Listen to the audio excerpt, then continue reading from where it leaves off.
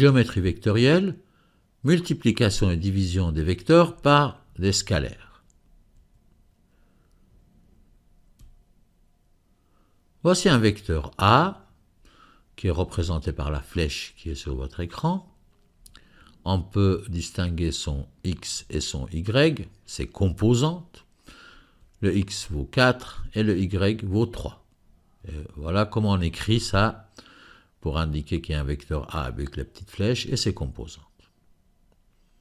Maintenant, regardez ce deuxième vecteur. Ce deuxième vecteur, il est parallèle à A.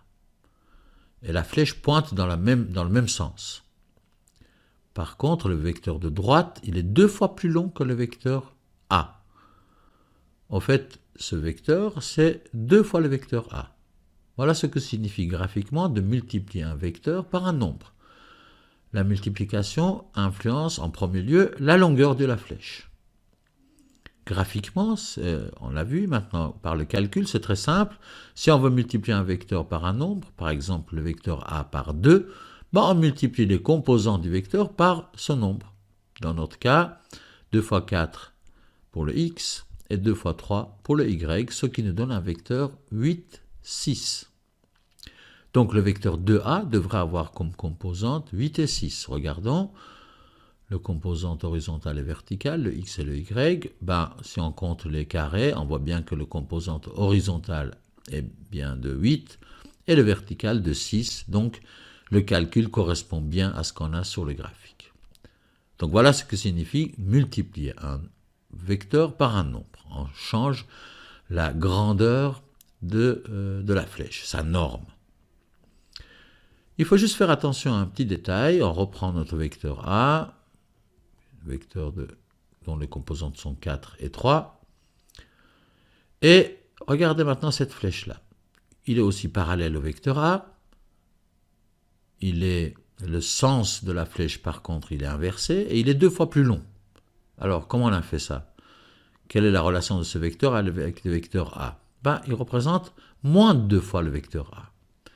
Quand on multiplie un vecteur par un nombre négatif, non seulement on peut faire changer sa grandeur, sa norme, mais on fait changer aussi le sens de la flèche. Ça, il faut bien être attentif à ce petit détail. Donc, graphiquement, on vient de voir. Par le calcul, c'est pareil.